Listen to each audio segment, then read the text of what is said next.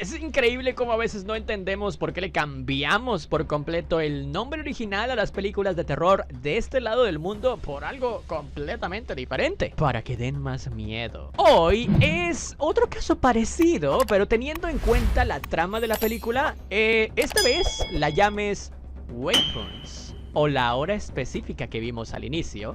Ambos nombres por fin tienen sentido, haciendo que o le temas a la gente que puede usar su magia para usar a las demás personas como armas, o bien a esa noche oscura que marcó un incidente muy perturbador para los niños específicamente de un salón de clases, marcando específicamente a las 2:17 de la madrugada y siendo mejor conocida como la hora de la desaparición.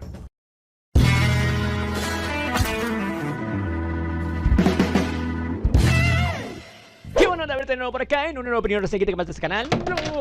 Y vaya, esta crítica, lo sé, lo siento, yo sé que querían todavía algunos, me estaban pidiendo que hablara justamente de esta película cuando salió y que se hizo de hecho muy popular, y ahora tengo que serles sinceros, tengo que barajear las cartas sobre la mesa porque sí, estoy de acuerdo con esa opinión de la miniatura. Pero antes, para la caja de comentarios, yo te quiero preguntar esta vez, en las películas de terror que llevamos en este 2025, ¿cuál es la que escogerías que pueda rivalizar con el terror estupendo que tuvimos en el 2024 como la mejor del año hasta ahora? Mucha gente sigue diciendo que el terror está en su prime. Yo digo que estaba, porque en el momento en el que estamos, que ya estamos a septiembre, en la última parte del año, estamos entrando a la última parte del año, para esta época, el año pasado ya había tenido muchísimos buenos estrenos, y no me parece que este año vaya a igualar la calidad que tuvo el año pasado, pero cualquiera que sea tu opinión, yo la estaré leyendo y respondiendo como siempre ahí abajo en la caja de comentarios. Dirigida por Zach Cracker, la sinopsis dice lo siguiente: cuando todos, menos uno de los niños de la misma clase, desaparecen misteriosamente en la misma noche, a la comunidad le queda preguntarse quién o qué está detrás de su desaparición. Cuando el reloj marca las 2:17 AM, no solo se rompe el silencio, sino también la delgada línea que separa lo real de lo inexplicable. Y es así como esta película también tiene su punto de transformación una vez que llega esa hora. Perturbadora, diría yo, que sería la mejor palabra para describirla. Bueno, eso último no venía en la sinopsis, sino que se lo agregamos nosotros. Weapons nos sitúa en Maybrook, un tranquilo suburbio donde en una sola noche, a las 2:17 de la madrugada, 17 niños desaparecen simultáneamente sin dejar rastro. Justine Gandy, interpretada por Julia Garner, la profesora de su clase, queda devastada cuando descubre que solo Alex Lilly permanece como si nada hubiera pasado, mientras que la maestra y los que se ven involucrados intentan descubrir la verdad, cada quien a su manera. Lo que se desarrolla es una narración dividida en capítulos que conectan las visiones de esposos, padres, un delincuente y un detective venido a menos, tejiendo una atmósfera cargada de misterio, horror y un humor sombrío. Cada episodio añade capas y empuja la tensión hacia un desenlace inquietante. Hay algo de lo que sí o sí tenemos que hablar de esta película. Dos cosas. Una que me parece espectacular y la otra que es uno de los aspectos que a mí personalmente no me gustó.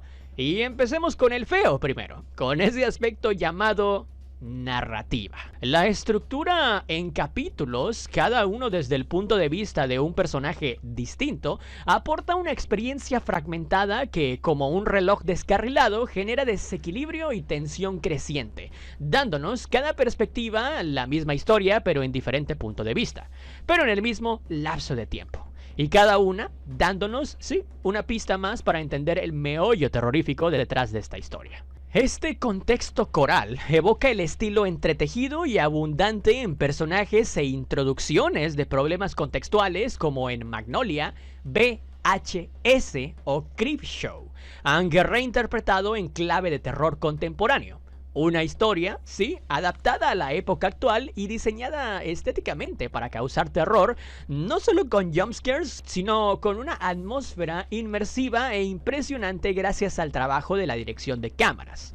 Pero hay que decir la verdad, este entretejido toma mucho tiempo para el desenlace que nos ofrece. O bien, lo que nos aportan estos fragmentos desde el punto de vista de ciertos personajes, alargando por mucho, una película que debió haber durado menos que sus 2 horas con 8 minutos. Para que ya para la parte final, pues sí que se empieza a hacer un poquito pesada para algunos espectadores. Ahora sí, Julia Garner brilla como esa maestra atrapada entre el dolor, la culpa, la desesperanza.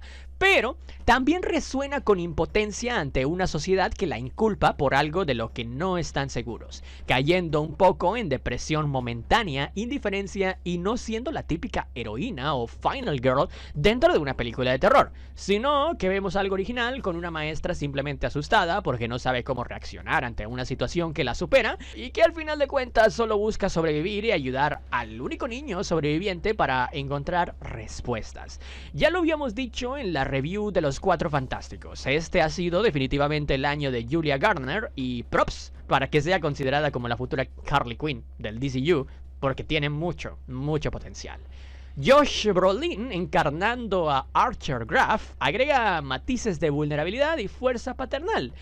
Simplemente, Cary Christopher como Alex es esa presencia frágil que funciona como el corazón emocional del relato, o como lo dijeron perfectamente en la crítica de The New Indian Express. Su caminar sobre vidrios ante el peligro evoca empatía pura, haciendo memorable su sacrificio final y emocional para que el espectador se mantenga pegado a la pantalla. Zach Cregger, asumiendo a la vez la dirección y el guión, construye una propuesta visual en la que cada plano parece suspendido en un espacio de tiempo, transformando lo cotidiano en algo inquietante. Su apuesta cromática transita de la calidez al gris, del refugio a la nada, retratando la desintegración de la realidad.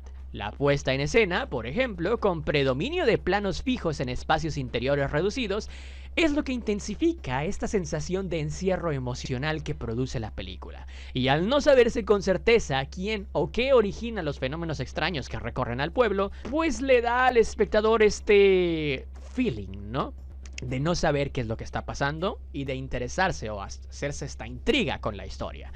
Todo esto del 94% de reseñas positivas, teniendo un presupuesto estimado de 38 millones y alcanzando una recaudación global de más de 232 millones, pues los números confirman su rotundo éxito comercial.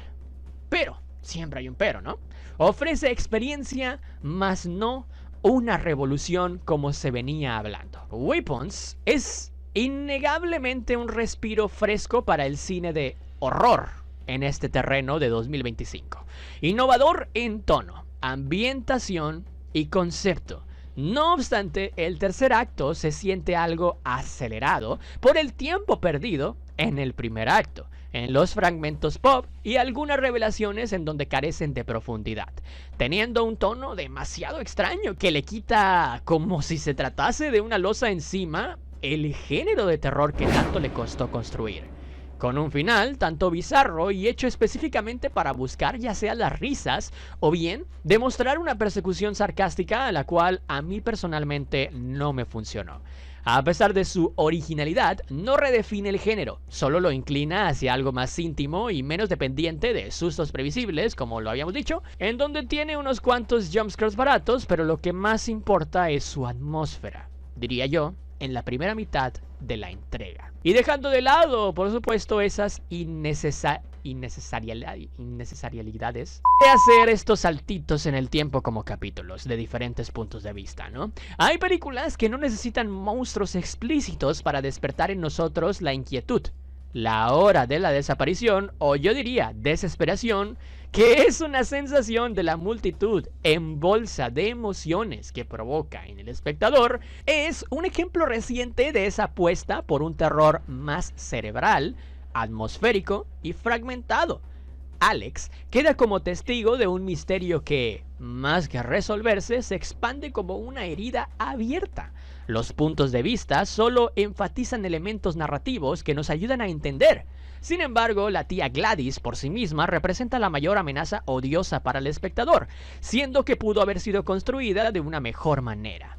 A final de cuentas, aún así, el film nos deja una extraordinaria reflexión sobre cómo este tipo de personajes son en extremo peligrosos, capaces de usar a las personas, en este caso niños, como armas para un propósito en específico. En este caso vemos a Marcus ser el ejemplo perfecto de una persona poseída para matar.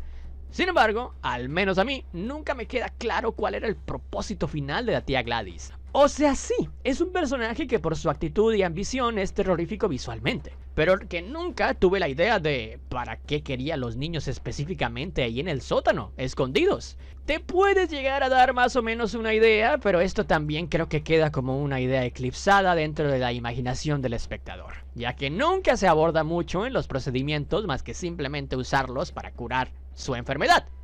¿Pero cómo? Los silencios prolongados, los ruidos apenas perceptibles al fondo del cuadro, los murmullos que parecen provenir de otra dimensión, logran que incluso, sí, escenas cotidianas adquieran un tono perturbador.